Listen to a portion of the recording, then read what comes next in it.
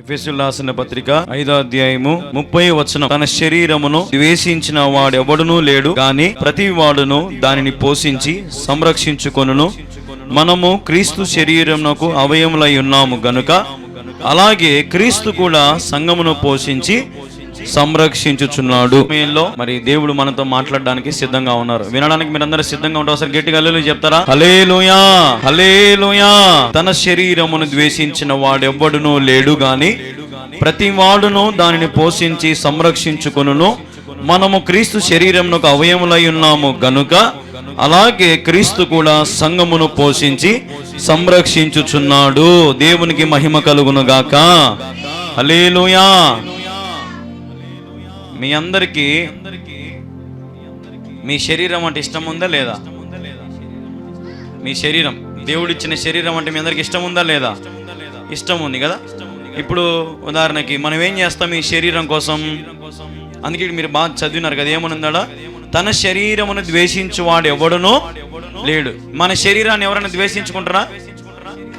మన శరీరమును, ఇప్పుడు దేవుడిచ్చిన శరీరాన్ని ఎవరైనా ద్వేషించుకుంటారా? ఎవ్వరు ద్వేషించుకోరు.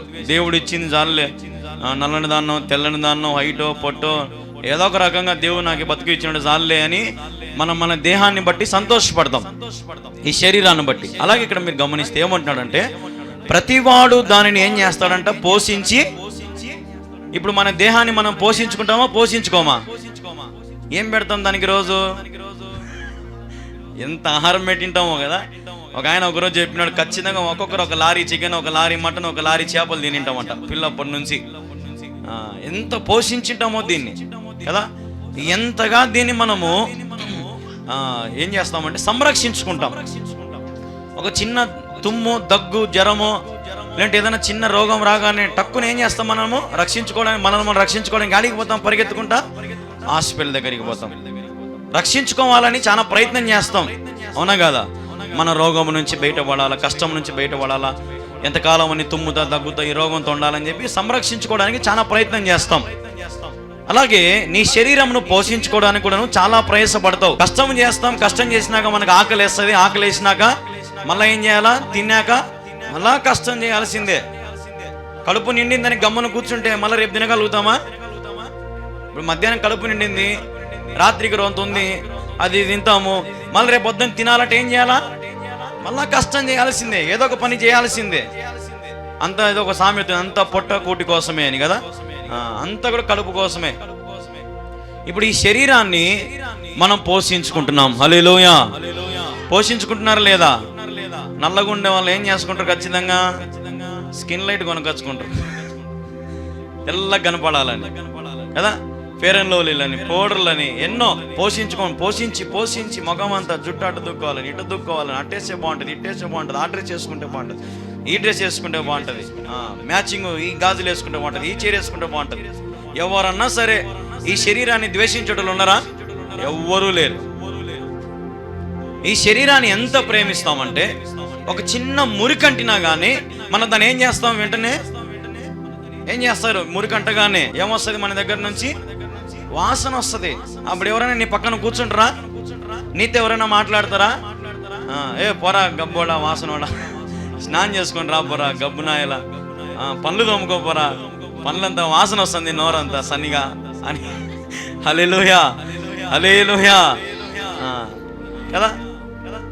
ఇప్పుడు ఎవరన్నా మన పక్కన కూర్చోవాలనే కానీ మనం ఏమేమనుకుంటామంటే వాడు బాగుంటే కూర్చుంటాం, వాడు ఏదైనా రోతగా గలీజ్గా ఉన్నాడు అనుకో మనం కూర్చుంటామా?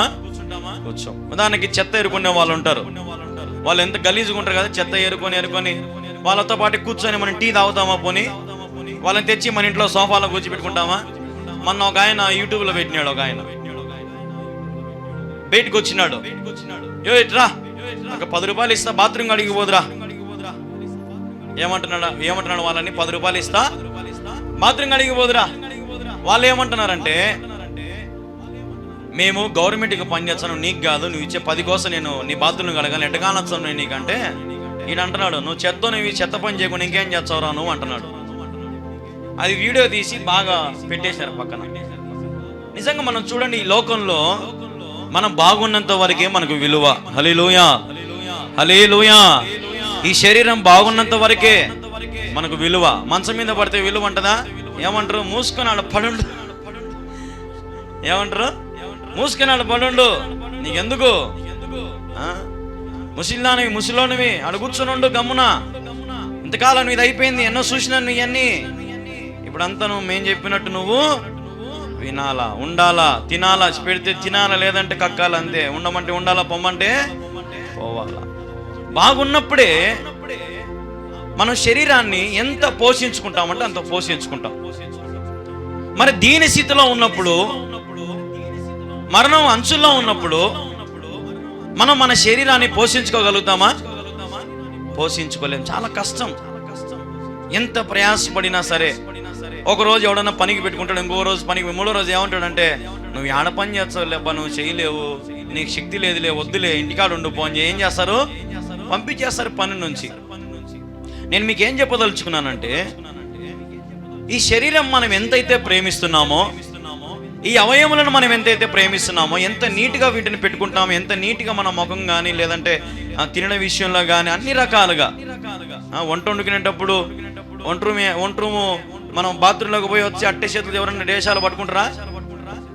ఏం చేస్తారు? నీట్గా కడుక్కుంటారు, నీట్గా వంట చేసుకుంటారు, నీట్గా ప్లేట్లు కడుగు, నీట్గా తింటారు. ఎందుకంటే మనం మన శరీరాన్ని ఇష్టపడతాం. ఇంత కష్టపడేది ఎందుకు? చేసుకొని తిన్నికే కదా నాయనా అని మనం అంటాం, అంతే కదా? హల్లెలూయా, హల్లెలూయా. మన శరీరాన్ని మనం పోషించుకుంటున్నాం, మన శరీరం కొరకు మనం ప్రయాసపడుతున్నాం. అయితే ఇక్కడ మీరు గమనిస్తే కిందన ఒక మాట ఉంది, క్రీస్తు కూడా, క్రీస్తు, చదవన మాట, మనము క్రీస్తు శరీరమునకు అవయములై ఉన్నాము గనుక అలాగే క్రీస్తు కూడా సంఘమును పోషించి సంరక్షించుచున్నాడు. దేవునికి మహిమ కలుగును గాక. ఇప్పుడు మనమందరం ఎవరి అవయములమంట? దేవుని అవయములమంట. ఈరోజు మనం అందరం దేవుని శరీరము. ఆమేన్, హల్లెలూయా. మనమందరం ఎవరి శరీరము? దేవుని శరీరం. ఎట్లా చెప్పండి? మనం దేవుని శరీరం ఎట్లయితున్నాం చెప్పండి చూద్దాం. ఎవరన్నా చెప్పగలుగుతారేమో? దేవుని శరీరం మనం ఎట్లయితున్నాం చెప్పండి. ఏ రీతిగా మనం దేవుని శరీరంలో భాగమవుతాం? ప్రభు బల్ల ఏమని చెప్తా నేను? యేసు తన అప్పగించమని రాత్రి శిష్యులను పిలిచి, ఇది నా రక్తము, ఇది నా శరీరము, దీన్ని త్రాగినప్పుడు నన్ను జ్ఞాపకం చేసుకుని తాగమని శిష్యులకు చెప్తాడు. అంటే ఇప్పుడు ఎవరైతే దేవుని శరీరాన్ని తీసుకుంటారో వాళ్ళు ఆటోమేటిక్గా దేవుని సంబంధాలు అవుతారా కారా? దేవుని అవయవాలు అవుతారా కారా? ఇక్కడ మీరు గమనించాలి, ఎవరైతే దేవుని ప్రేమిస్తారో, దేవుని శరీర సంబంధులుగా ఉంటారో, దేవునికి అవయములై ఉంటారో వారిని, అంటే దేవుడు కింద ఒక మాట చూడండి, పోషించి సంరక్షించును. హల్లెలూయా. ఏం చేస్తాడంటే దేవుడు? పోషించే దేవుడు. ఏం చేస్తాడంట? పోషించే దేవుడు. ఎవరైనా ఉన్నారా? నిన్ను నన్ను పోషించేవాడు ఈ లోకంలో ఎవడైనా ఉన్నాడా? ఎవరైనా ఉన్నారా? ఉదాహరణకి ఒక చిన్న మా ఇంట్లో జరిగిన చిన్న సంగతి చెప్తా. మేము నీళ్లు కాంచుకునేది బయట పెట్టుకుంటాం, హీటరు ఎక్కడ పెట్టుకుంటాము? తాపుల కాడ పెట్టుకుంటాం. వచ్చేటోళ్ళు పోయేటోళ్ళు అందరూ ఏం చెప్తారంటే, జెస్సీ ఉంది జాగ్రత్త, జెస్సీ ఉంది జాగ్రత్త, జాగ్రత్త, ఈడ పెట్టుకున్నారే, బాత్రూంలో పెట్టుకోరు, ఆడ పెట్టుకోరు చెప్తారు. కానీ ఎవడన్నా తెచ్చి ఒక గీజర్ తెచ్చి పెట్టాలి మన ఇంట్లో? చెప్పండి. కళ్యాణం ఆడ పెట్టాకరైనా అంటారే కానీ ఏదో ఒక 2000 తీసుకుని ఇంట్లో బిగించుకొని అయినా ఒక డమ్ము తెచ్చుకొని అని ఎవడన్నా అంటాడు ఒక్కడన్నా? చెప్పండి, ఎవడన్నా అంటాడా? ఒక గీజర్ తెచ్చి పెట్టుకోవాలి ఇంట్లో, ఇది లెక్క ఇచ్చాము. ఉచిత సలహాలు ఎవరైనా ఇచ్చారు, అవునా కదా? ఇక్కడ దేవుడు ఏమంటున్నాడంటే పోషిస్తా అంటున్నాడు. ఆయన ఏమంటున్నాడు? పోషిస్తా, నీకేం కావాలో అవి ఇస్తాడా ఆయన? ఇస్తాడా ఈడా? ఇస్తాడా ఈడా? ఇప్పుడు ఉదాహరణకి ఏంది, వాళ్ళకి ఫ్యాన్ ఇంత చిన్నగా ఆడుతుంది అని అన్నాను అనుకో, ఏముంటది? నేనేమన్నా కొత్త ఫ్యాన్ తెచ్చి బేచనా దాన్ని? ఏమన్నా వేయలేం. అన్నప్పుడు మనం ఎట్టున్నాలా? ఎట్టున్నాలా? మనకి ఎందుకు వచ్చి సైకిల్ కొనాలంతే. ఎవరి సమస్యలు ఎట్టుంటాయి, ఎవరి ప్రాబ్లమ్స్ ఏంటో మనకు తెలుసా? తెలియదు. ఊరికి మనం అనేస్తాం అంతే. ఇట గోడ ఇట కట్టినరే, ఇట కట్టింటే బాగుండే. ఆయన వచ్చి ఒక కట్ట కూడా పట్టుకోడు. ఫ్యాన్ ఏంది ఇట్ట ఉంది, రెక్కలు వంగినాయే, కనీసం సుత్తితో కానీ దేంతో రెక్కలు కూడా చక్కగా చేయడు. చెప్తారంతే ఎవరైనా, ఈ పనులు చేయండి, అట్ట వేసుకొని ఇట్ట చేసుకొని, అట్ట చేయండి, ఇట్ట చేయండి. కానీ ముందుకొచ్చేవారు తక్కువ. అది నేను చెప్పేది మీకు. మనకు సహాయం చేసేవాళ్ళు తక్కువ, ఆదరించేవారు తక్కువ, మన బాధను పంచుకునేవారు తక్కువ, మన కష్టములు పంచుకునేవారు తక్కువ, ఆకలేస్తే అన్నం పెట్టేవారు తక్కువ. మన దినంలో నిన్నటి దినంలో వదిలి చెప్పింది నాకు ఒక మాట. ఏదో పని దగ్గర ఒక అడుక్కున్న ఆయన వరుస ఈయనలో అడుగుతున్నాడంట, అమ్మా అన్నం పెట్టండి అమ్మా అని. పలకలేదు, ఈయనలో అడుగుతాడంట. మారుతా పోతానే ఉన్నాడంట అడుక్కున్న ఆయన. కుక్కలకి పెట్టారంట కానీ మనుషునికి పెట్టడం. ఎవరో ఒక్క ఇంటాయన మాత్రం కుక్కకి పెట్టినాడంట. అడగగానే మళ్ళీ ఈయనకు కూడా అంత అన్నం పెట్టారంట. కొంచెమే. చూడండి, ఎవరు పోషిస్తున్నారు? ఏదైనా పుట్టినరోజులో ఏంటన్నా పెళ్లి రోజులు వచ్చినప్పుడు అప్పుడు వచ్చేది ఎక్కలేని ఇంట్లో ఇంత అండాలు ఉండి కవర్లలో కట్టుకొని తీసుకొని పోయి దారినమ్మడి ఇచ్చి ఒక ఫోటోలు దిగి మేము పేదవాళ్ళకి సహాయం చేసినాం, రగ్గులు ఇచ్చినాం, బండి ఇచ్చినాం, పువ్వులు పెట్టినాం, అవి చేసినవి. ఒక్కరోజు చేసి చమ్మడానికి ఇంత పబ్లిసిటీ చేసుకుంటారు అన్నమాట కొంతమంది. మేము చేసినాం, మేము పెట్టినాం, మేము లేని ఏం జరుగుతుంది చెప్పండి, మీరే చెప్పండి కదా. నేను చెప్తున్నాను మీకు, ఎవరైతే దేవుణ్ణి ప్రేమిస్తారో అన్ని వేళలలో దేవుడు వారిని పోషించి సంరక్షిస్తాడు. హల్లెలూయా. దేవునికి తగినట్టుగా ఉన్నాడు అంతే. ఇంక అంతకు మించి ఇంకేం చెప్పదలుచుకోలే.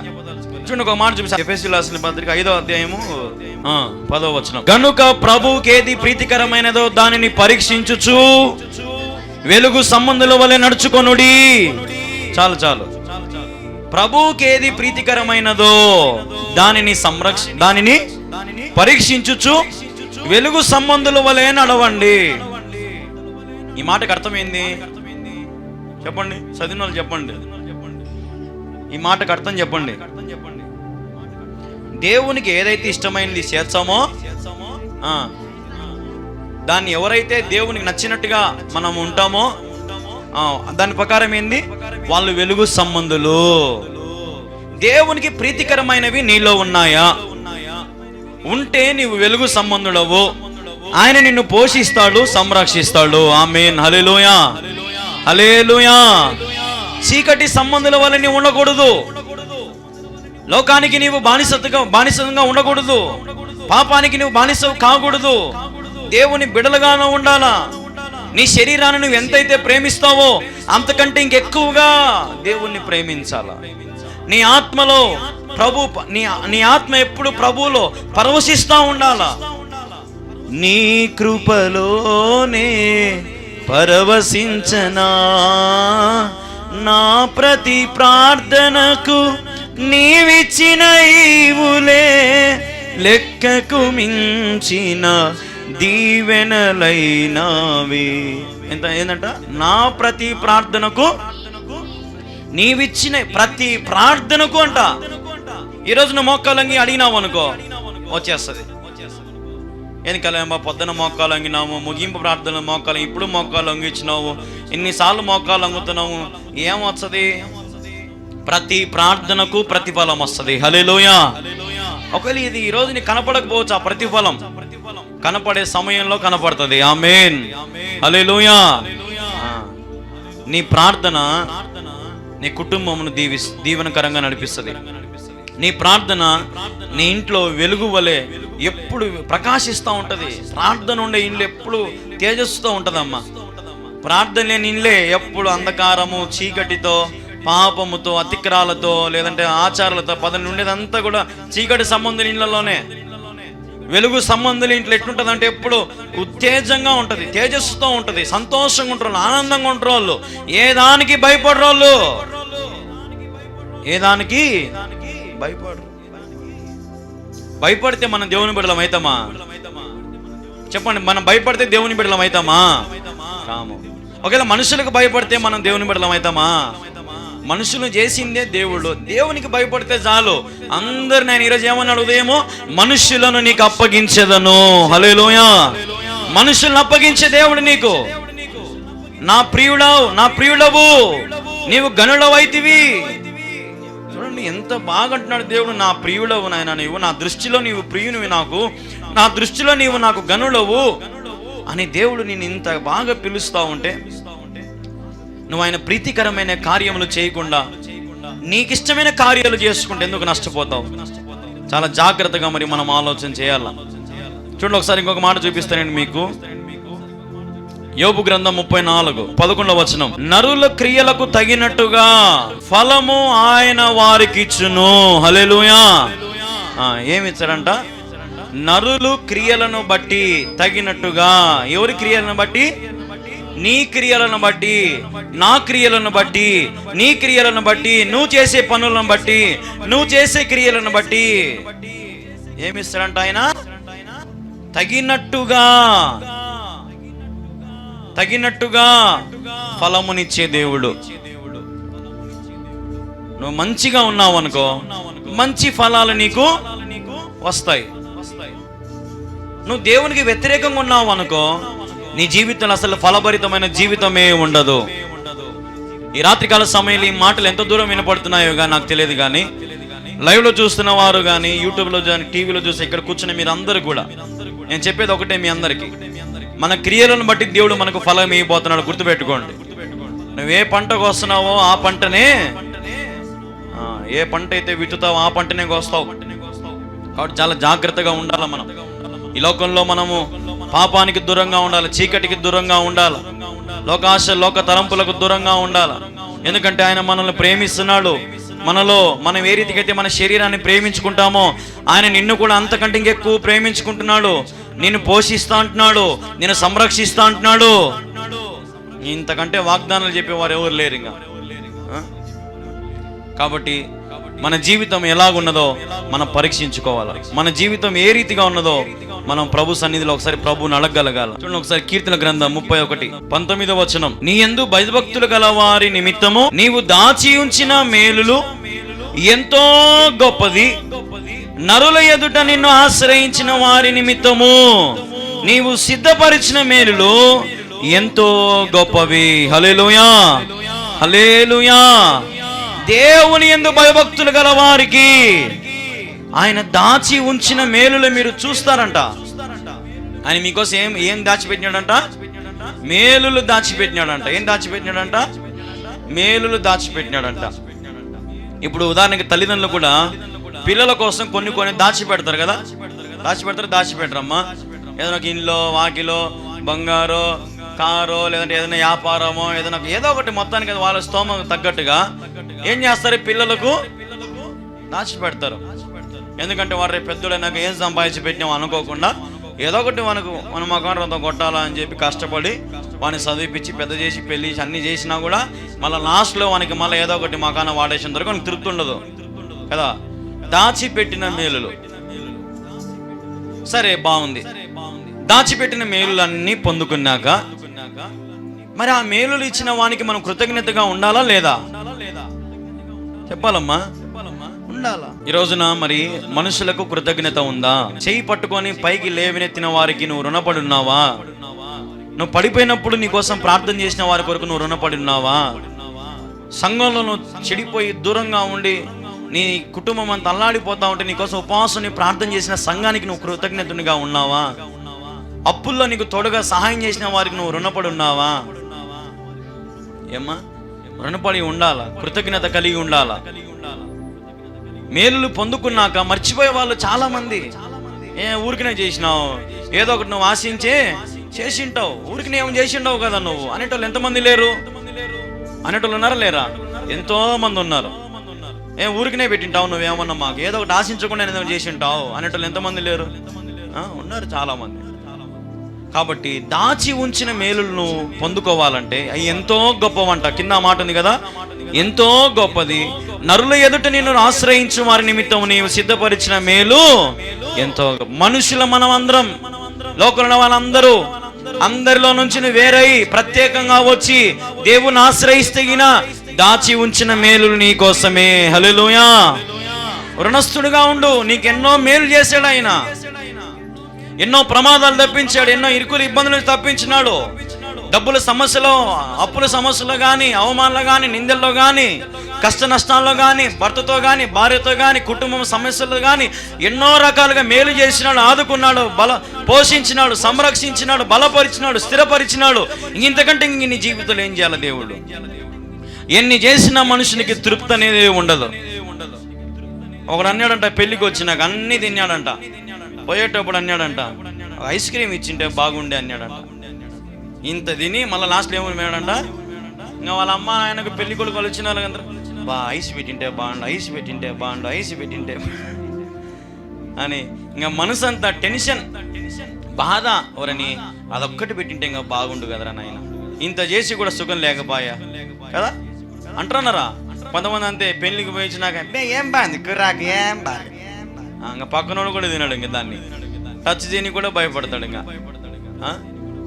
కదండి. ఈరోజు మీరు చూడండి, ఎంతో మంది అంతే మనుషులను సింపుల్గా పోగొట్టుకుంటారట. సింపుల్గా ఒక మాటతో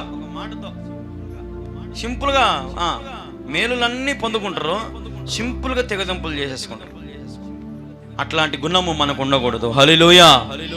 మేలులెన్నో పొంది ఉన్నత స్థితికి ఎదిగిన స్నేహితులే హృదయమును గాయపరచగా, మేలులతో నింపి అద్భుతములు చేసి క్షమించుట నేర్పించెడి ప్రేమ, ఆవేదనంత తొలగించెను ప్రేమ. హల్లెలూయా, హల్లెలూయా. కాబట్టి దాచి ఉంచిన మేలులు ఎంతో గొప్పవి, దాని కోసం ప్రయాసపడండి. ప్రభా నా కోసం దాచించిన మేలులు ఈ ప్రభా, దాచించినవి ప్రభా, దాచించినవి ప్రభా. బైబిల్ ఒకడు ఉన్నాడు కదా, ఎవడు తప్పిపోయిన కుమారుడు ఉన్నాడు కదా, ఏమన్నా నాయన దగ్గరికి వచ్చి, నా ఆస్తి నాకి, నువ్వు దాచిపెట్టింది ఎంత ఎవరి కోసం? నా కోసమే కదా, నాది నాకి, నాకి నాకి నాది నాకి నాకి. నాయన ఒరే నాయన వద్దులేరా, నీకు చేత కాదు, చిన్నపిల్లలు, ఇంకా నీకు అంత వయసు రాని, వద్దులే వద్దులే, ఉండు ఉండు, నాకు కావాలి, నేను సంపాదించు, చూడు నువ్వు సంపాదించింది ఎంత, తొక్క పావాలంత సంపాదించి నువ్వు మొత్తం నాకి, నేను చూడు ఎంత చేస్తానో అని సగంలో రాపించుకొని పోయినాడు. సగం ఆస్తి అంతా ఏమైనాడు? దేశ దిమ్మరైపోయినాడు. ఏమైనాడమ్మా? దేశ దిమ్మరైపోయినాడు. డబ్బు చేతి నిండుతా ఉంటే మనుషునికి ఎన్ని ఆలోచనలు వస్తాయో కదా, ఎన్ని తలంపులు వస్తాయో, ఎన్ని క్రియలు వస్తాయో, ఎన్ని తప్పుడు మార్గాలలో అడిగేస్తామో. నేను అనుకుంటా ఒక్కొక్కసారి డబ్బు లేకపోయేదే మేలు అనిపిస్తుంది. డబ్బు ఉంటే చాలు, ఏదో ఒక తప్పు, ఏదో ఒక పొరపాటు, ఏదో ఒకటి మనం మనుషుల కాడ షెడ్ వేయడమో ఏదో ఒకటి జరిగిపోతుంటది. ఉదాహరణకి నీకేమి లేనాయన, ఎంతో వచ్చను, 1 లక్ష రూపాయలు ఈయన అని అడిగినారు నీకు ఎవరినన్నా, వాడు ఏమంటాడు, నాకా లేదు. ఏంది లేదు నీ కాడ, ఇంత పెట్టుకొని ఇంత భూమి ఉంది, ఇంత ఉంది, అంతుంది, ఇంత ఉంది, చాపో లేదు పొమ్మా నాయన చెప్పి ఉంటే నీకెందుకు ఇయ్యను. అప్పుడు ఏమవుతాడు వీడు? షెడ్డా. చూడు ఎంతో మంది భూమి ఉంది, అయ్యి ఉండే 1 లక్ష రూపాయలు లేదంట వాని కాడ. చూడు మేము అడుగుతే ఈయనే ఇయ్యడు. అది ఇది ఎంత షెడ్ చేస్తారు కదా, చేస్తారా చేయరా? చేస్తారు. అప్పుడు వాని శ్రమ మీద వానికి తెలుసు, ఏ షెడ్డుకి ఎంత గాలి ఉంటుందో అంత గాలి ఉంటుంది. ఈరోజు మనుషులు మనం నిజంగా మేలులు పొందుకున్నాక వానికి రుణపడి కృతజ్ఞత కలిగి మనం ఉండలేం. మనం ఎప్పుడైతే కృతజ్ఞత కలిగి ఉంటామో, ఎప్పుడైతే మనము పొందిన మేలులకు దీనులుగా సాత్వికులుగా మనం ఉంటామో, దినము మనం అభివృద్ధి చెందుతాం. హల్లెలూయా, హల్లెలూయా, హల్లెలూయా. సిద్ధపరిచిన మేలులు నీకోసమే దేవుడు సిద్ధపరిచినాడు. నీకేం కావాలా అన్ని దేవుడు సిద్ధపరిచినాడు. ఎప్పుడు ఏం జరగాలనో, ఎప్పుడు ఏది నీ జీవితం ఇయ్యాలనో అన్ని ఆయనకు తెలుసు. తొందరపడాకండి, తొందరపడాకండి దేవుని కాడ. తొందరపడి అన్ని ఉండి పోగొట్టుకోవాకండి. ఓర్పుగా ఉండండి, సహనముగా ఉండండి. ఆయన ఎప్పుడు హెచ్చించాలో అప్పుడు హెచ్చిస్తాడు, ఎప్పుడు సమయం వస్తుందో అప్పుడు హెచ్చిస్తాడు. అంతవరకు మనం ప్రభువుకు లోబడి ఉండగలిగితే ఆయన నిన్ను తలగా నియమిస్తాడు కానీ తోకగా నియమించాడు. ఆయన ఒక మాస్టర్ లాంటోడు. Master plan. ఒక ఇల్లు కట్టాలంటే ఖచ్చితంగా మాస్టర్ ప్లాన్ వస్తుంది ఇంజనీరింగ్ కాలం నుంచి. ఇన్ని అడుగులతో, ఇన్ని వెడల్పుతో, ఇంత హైట్తో, ఇన్ని పిల్లర్లు, ఇది సోఫా, ఇది బెడ్రూమ్, ఇన్ని మాస్టర్ ప్లాన్ వస్తుంది. మనం చేతి ఎంత గీసుకుంటే ఏం ప్రయోజనం? ఆ కాగితం మన కాడకు వచ్చి అప్పుడు అన్ని లెక్కలు కరెక్ట్గా వస్తుంది భూమి అంతా కూడా. అవునా కదా? Master plan important. దేవుడు చెప్తాడు, ఏదో ఇట్లా పో, ఇట్లా నడుసు, ఇట్లా మాట్లాడు, ఇట్లా ప్రవర్తించు, ఇలాగుండు, ఇలాగ ప్రార్థన చేసుకో, ఇలాగ భక్తి చేసుకో, ఇలాగ పాపానికి దూరంగా ఉండు, పాపాన్ని అసహించుకో, పాపం జోలికి వెళ్ళొద్దు, చెడు స్నేహితులకు దూరంగా ఉండు. కొంతమంది అయితే చెడు స్నేహితులను ఇంటి దాకా తెచ్చుకుంటారు కదా, ఇంటి దాకా తెచ్చుకొని ఇల్లంతా గందరగోళం చేసుకుంటా ఉంటారు. చెడు స్నేహితులు ఎప్పుడు కూడా మన దగ్గరికి రానిచ్చుకోకూడదు. ఇది మాత్రం వాస్తవం. ఎక్కడున్నా బయటని అన్నీ అయిపోతున్నారు అంతే. అవసరం ఉంటే. అవసరం లేకపోతే చెడు వాళ్ళతో నువ్వు సహవాసం కూడా చేయకూడదు. నువ్వు ఎలాగున్నావు, నీ ఫ్రెండ్షిప్ ఎలాగుందనేది నీ చుట్టూ ఉన్న వాళ్ళకి చూసి చెప్పేయచ్చంట. నీ బుద్ధి ఎలాంటిది, నీ కథ ఎలాంటిది అనేది నీ చుట్టూ నేను నలుగురిని చూసి చెప్పేయచ్చంట, ఈడు ఎటాంటోడని. కాబట్టి ఉదయం చెప్పిన యేసుతో సహవాసం చేస్తే యేసు వలె నువ్వు నడుచుకుంటావు. హల్లెలూయా. లేదంటే చాలా ఇబ్బందులు పడతాయి. యేసయ్య మనకి ఎన్నో నేర్పిస్తున్నాడు, అవన్నీ నేర్చుకుందాం. నేర్చుకుంటే చాలు.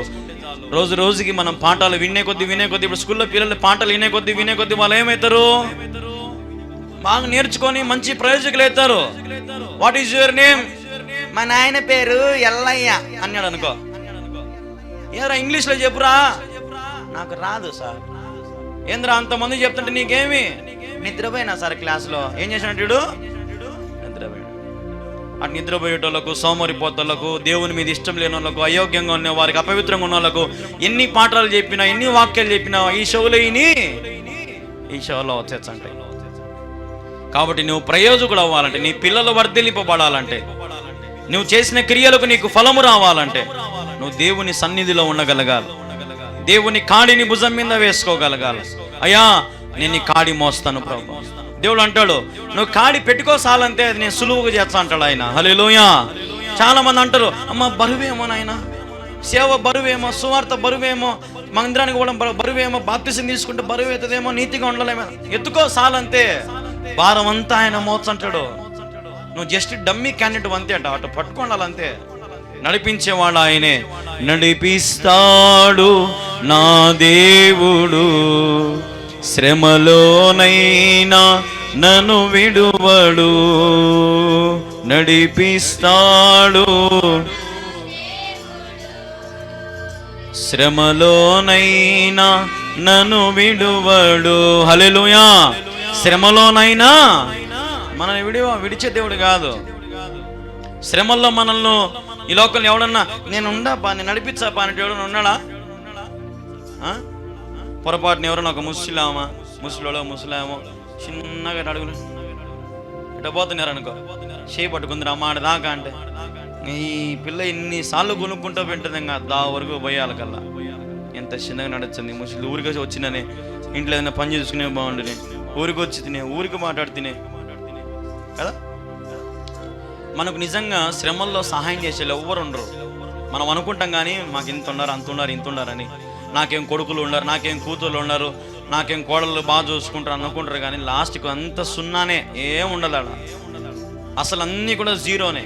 కాబట్టి నేను ఏం చెప్పదలుచుకున్నానంటే రోమియు రాసిన పత్రిక 8వ అధ్యాయం 5వ వచనం. శరీరానుసారులు శరీర విషయముల మీద మనసునుంతురు, ఆత్మానుసారులు ఆత్మ విషయముల మీద మనసుంటదంట.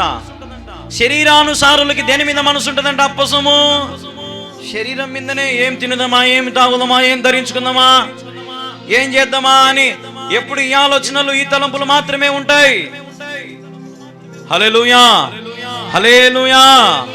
ఆత్మానుసారులు మాత్రము ఆత్మ విషయముల మీద మనసు పెట్టుకుంటారంట. ఎవరి ఆత్మ?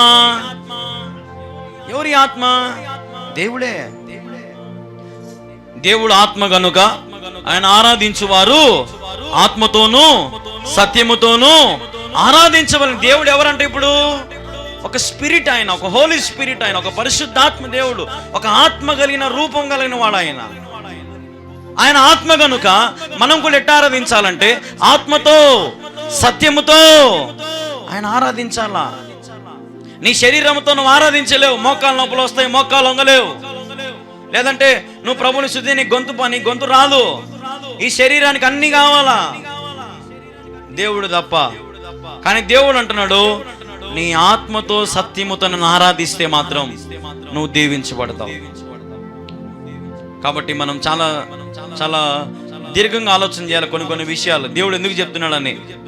శరీరాన్ని చూసుకొని నువ్వు మురిసిపోతే మాత్రం ఈ శరీరం ఏదో ఒక రోజు మట్టికి మన్నైపోవాల్సిందే. కానీ ఆత్మ మాత్రం తిరిగి దేవుని దగ్గరికి తండ్రి దగ్గరికి వెళ్ళిపోతుంది.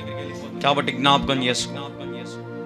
ఆత్మానుసారమైన విషయాలు ప్రార్థన అలవాటు చేసుకోండి, కుటుంబ ప్రార్థన అలవాటు చేసుకోండి, మందిరానికి వెళ్ళేది అలవాటు చేసుకోండి.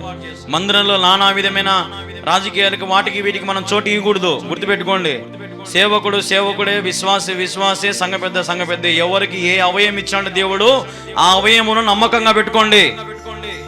కాలు చేయాల్సిన పని కాళ్ళు చేయాలా, చేయి చేయాల్సిన పని చేయి చేయాలా, తల చేయాల్సిన పని తల చేయాలా. నేను చెయ్యిని కాలు చేయాల్సిన పని చేస్తే నేను పాక్కుంటా పోతుంటే కాదు. నీకేం పని దేవుడు చెప్పి విశ్వాసిగా ఉండమన్నాడా? ఎట్టుండాలి? నువ్వుగా సత్యం తరకు విశ్వాసిగానే ఉండాలా. లేనిపోని వాటిని పూసుకొని దేవుని కోపానికి, దేవుని ఉగ్రతకు పాత్రలు కావద్దు. దేవుడు చెప్తున్న మాట, ఆత్మానుసారులుగా ఉందాం, శరీరానుసారులుగా మనకొద్దు. శరీర ఆశలు, శరీర అధికారాలు, లోకంలో మర్యాదలు, లోక ప్రఖ్యాతలు, ఇవన్నీ ఒకానొక రోజు అన్ని గతించిపోతాయి. దేవుడే మిగిలిపోతాడు లాస్ట్కి. మనం అందరం నిలబడుకొని ఉన్నాం దోషుల మాదిరి, చీమల మాదిరి ఎత్తి నరకంలో వేసినాడు. కాబట్టి ఈ లోకంలో నేను పలానా సంఘ పెద్ద, నేను పలానా విశ్వాసిని, పలానా చర్చికి పాస్టర్ను, పలానా చర్చికి పోతానంటే అంత సీన్ లేదాడా? నువ్వు ఏ చర్చికి పో, ఏ పని అని చేసుకో, నీకు అప్పగించిన పని నువ్వు నమ్మకంగా చేసినావా అది చూస్తాడు దేవుడు. అంతే. నువ్వు నీ జీవితం ఎలాగుంది, నీ భక్తి బాగా చేసినావా లేదా, విశ్వాసంలో ఉన్నావా లేదా, ప్రార్థనా వీరునిగా ఉన్నావా లేదా, పాపాన్ని అసహించుకున్నావా లేదా, నీ బిడ్డలు ఎలాగున్నా, నీ భార్య ఎలాగుంది, నీ కుటుంబం ఎలాగుంది, అన్నిటినీ పరీక్షించి పరిశోధించే దేవుడు, నీ హృదయమును పరీక్షించే దేవుడు. హల్లెలూయా, హల్లెలూయా. దేవుడేమాడా కలవరి ప్రార్థన పర్ణశాలకు ఒక దావా, టీసీసీ సిఎస్లకు ఒక దావా, పొద్దుటూరులో బేతన్నెలకు ఒక దావా, కడపలో సిఎస్సి చర్చికి ఒక దావా, అన్ని దావలు పెట్టాడా? ఒక్కనికే దావా. ఒక్కడే. ఎవడైతే దేవుని ప్రేమిస్తాడో, ఆయన నీతిని, ఆయన రాజ్యాన్ని ప్రేమిస్తారో వారు దేవుని రాజ్యంలోకి అర్హులు. హల్లెలూయా. కాబట్టి దేవుని ప్రేమించండి. నీకు దేవుడు ఏ పని అప్పగించాడు ఆ పని నమ్మకంగా చేయి మరణం వరకు. ఒక నీకు ఏ పని దేవుడు ఇయ్యలేదా, బైబిల్ పట్టుకొని వాక్యం వింటా కూర్చో. ఒక సమయం వస్తుంది, లేపుతాడు అట్ని నిన్ను. కొండంట, కొండలో అక్కడ మనం ఆస్ట్రేలియా అటు సైడ్ మీరు చూస్తే కొండలు మామూలుగా ఉంటాయి, కానీ ఆ కొండ లోపల అగ్ని పర్వతం మండుతా ఉంటదంట. ఒక సమయం వస్తుందంట. ఒక 5 ఏళ్ళకో, 10 ఏళ్ళకో, 20 ఏళ్ళకో, 30 ఏళ్ళకో, 50 ఏళ్ళకో, 100 ఏళ్ళకో ఒక సమయం వస్తుందంట. ఆ సమయం వచ్చినప్పుడు పర్వతము పగిలిపోయి ఈ లోపల ఉండే లావా అంతా కూడా పైకి ఎగేస్తుందంట. పైకి ఎగేసి మొత్తం పారిపోతుంటదంట. ఈరోజు దేవుడు నిన్ను కూర్చోబెట్టి ఇంత వాక్యాలు వినిపించన్నాడంటే నువ్వు కూడా లోపల ఎట్టుండాలా? మండుతండాలా. సమయం వచ్చినప్పుడు ఉప్పొంగాలా. వాక్యం చెప్పంటే తెన్నా చెప్తా, పాట పాడు పాడతా, ప్రార్థన చేయి చేస్తా. ఉప్పొంగే తనము నీలో ఉండాలా. దేవునికి మహిమ కలుగును గాక. హల్లెలూయా. ఊరిక వచ్చి మమ్మ పోతి మమ్మ అంటే ఏం ప్రయోజనం ఉండదు. ఇది మాత్రం ఖాయం. వచ్చినాక నువ్వు ఏదో ఒకటి నేర్చుకుని పోవాలి. స్కూల్కి వచ్చినాక పిల్లోడు ఏం చేయాలి? ఖచ్చితంగా ABCDలు నేర్చుకుని పోవాలి వాళ్ళు. లేదంటే ఎంత ఫీజు కడితే ఏం ప్రయోజనం, ఎన్ని చేస్తే ఏం ప్రయోజనం, మన చదువు రాకపోతే. కాబట్టి మనం ఆలోచన చేయాలి. మనం వచ్చినప్పుడు నేర్చుకుని పోవాలా, దీవెనకరంగా ఇంటికి రావాలా, సమాధానంతో ఇంటికి రావాలా, సంతోషంగా ఇంటికి రావాలి, యేసుని తీసుకొని రావాలా. అప్పుడే నువ్వు దీవించబడతావు. కాబట్టి శరీరానుసారులుగా మీరు ఉంటే నష్టపోతారు. ఆత్మానుసారంగా ఉంటే మీరు వర్ధిల్లింపబడతారు. అంతకు కృప వెమ్మడి కృపతో మీరు వర్ధిల్లింపబడతారు. దేవునికి మహిమ కలుగును గాక. ఆమేన్. హల్లెలూయా, హల్లెలూయా. కాబట్టి యేసు ప్రభు నీ కోసమే పుట్టాడు, నా కోసమే పుట్టినాడు, మనందరి కోసం పుట్టాడు ఆయన. కాబట్టి నా పాపం నిమిత్తమై ఆయన జన్మించినాడు. కాబట్టి మనందరం కూడా అనుగ్రహించబడ్డాడు ఆయన. కాబట్టి మనందరం కూడా చాలా జాగ్రత్తగా ఉంటే మనం ఖచ్చితంగా రెండో రాకాలని తీసుకొని పోతాడు. ఆల్రెడీ నీకోసం జన్మించండి, నీ పాపాలన్నీ మోసేసినాడు, శిలువ త్యాగం అయిపోయింది. ఈరోజు నీకు ఏ పాపము లేదు. కానీ నువ్వు పరిశుద్ధపరచుకొని పవిత్రంగా నువ్వు ఉండి ఒక నిబంధనతో నువ్వు కానీ బాగా కట్టుదిట్టంగా నువ్వు ఉండగలిగితే రెండో రాకల్లో ఆయన తీసుకొని పోతాడు. కాబట్టి జ్ఞాపకం చేసుకో. ఈ లోకంలో మనం మిగిలేది కొంచెంకాలమే సమయం ఉంది. కొంచెంకాలమే. ఇంకా ఎంతకాలం పెద్ద ఏమి ఉండదు. ఇంక నాకు తెలిసినంత వరకు అన్నీ జరిగిపోతాయి. ప్రకటన గ్రంథంలో దేవుడు మొత్తం రాసినాడు రెండో రాకడ ఎప్పుడు వస్తుందని. మ్యాక్సిమం అన్నీ అయిపోయినాయి. కొన్ని 2-3 మాత్రం ఉన్నాయి. ఎప్పుడో ఒకసారి అవి కూడా జరిగిపోతాయి. దేవుడు దిగుతాడు. దిగినప్పుడు మన కథ వేరేగా ఉంటుంది. నోవా కాలంలో జరిగింది కదా. ఏం జరిగింది? నోవా కాలం దేవుడు ఓడగట్టమంటే దేవుడు నోవాకి ఏం చేసినాడు?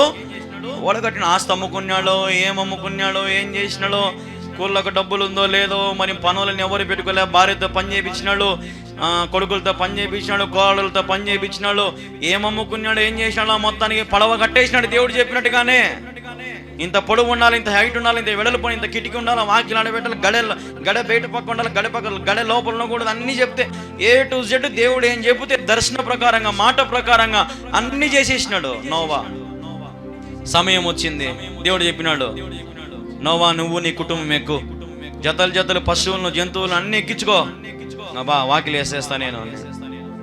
ఎన్ని సంవత్సరాలు కష్టపడినాడంటే దగ్గర దగ్గర 120 సంవత్సరాలు కష్టపడినాడంట నోవా. ఎన్ని సంవత్సరాలు? ఒక్కని కన్నా మారు మనసురాలా చూడండి. చెప్తానే ఉన్నాడు, దేవుడు నన్ను పడవ కట్టమన్నాడు, ప్రళయం వస్తుందంట, సునామీ వస్తుందంట, వాన వస్తుందంట, 40 రోజులు రాత్రి పగలు వాన వస్తుందంట, మునిగిపోతామంట, సత్సమంట, నాన్నరా దేవుణ్ణి నమ్ముకోనరా, దేవుణ్ణి నమ్ముకోనరా, నీ కుటుంబం అంతా రండిరా, ప్రార్థన చేసుకోనరా, చర్చికి దగ్గరగా ఉండండిరా అంటే ఒక్కడన్నా మాటిన్నాడా? శృంగారం పిచ్చిలో, కామం పిచ్చిలో, వాయా వరసలు లేకుండా త్రాగుడుకు, వ్యసనాలకు ఎన్ని పిచ్చులుంటే అన్ని పిచ్చులు ఉన్నాయి. మొత్తానికి దేవుడు అందరి పిచ్చి వదిలించేసినాడు అంతే. హల్లెలూయా. ఒక్కరినన్నా లెక్క చేయలే ఆయన. రాత్రి పగలు కొండపోతూ వర్షం పడుతుంది, మునిగిపోతున్నారు, తేలుతున్నారు, అరిసిండ్రా, కేకలేసిండ్రా, వేసిండ్రా, అమ్మా తెలిసి తెలియక తప్పు చేశాను ఆయన, నన్ను కాపాడు ప్రభువా. ఏముంది పట్టుకోవడానికి? ఒక షెడ్డు మునిగిపోయి ఎంత ఎత్తు నీళ్ళు వచ్చినాయో, బతకనీకి ఛాన్సే లేదు. కాబట్టి దీపం ఉండగానే నీ ఇంటిని చక్కబెట్టుకో. నీళ్ళంతా చీకటిగా ఉందనుకో, కరెంటు పోయిందనుకో, నువ్వేం చేస్తావు? ఏం చేస్తావు?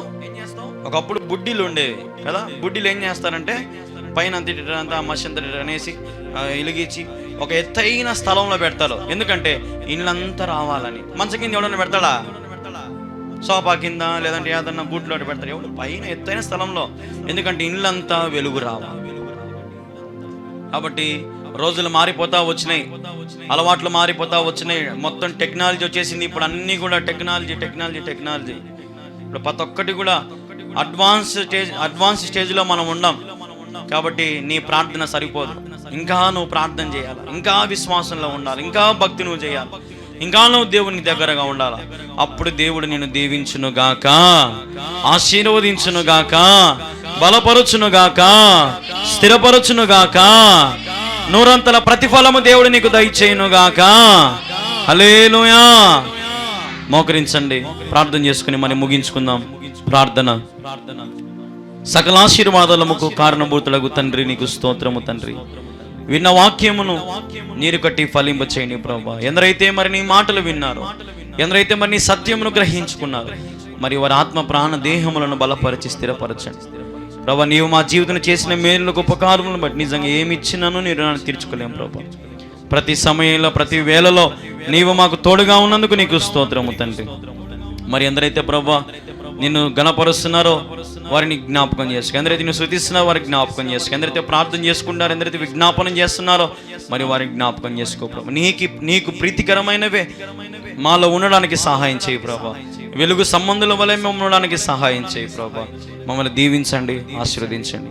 అదే రీతిగా కుటుంబంలో చేరిన వారిని అందరినీ కూడా జ్ఞాపకం చేసుకో. బంధువులను, మిత్రులను, స్నేహితులను, చిన్నలను, పెద్దలను, పాలు తాగే బిడ్డలను, వృద్ధులను అందరినీ కూడా జ్ఞాపకం చేసుకో. ప్రతి ఒక్కరిని దీవించి ఆశీర్వదించు. మరైనా ఈ మాటలు ఎంత దూరం అయితే వినపడ్డాయో, ఎందరైతే మరి వాక్యాన్ని విన్నారేమో మరి వారిని కూడా బలపరచండి.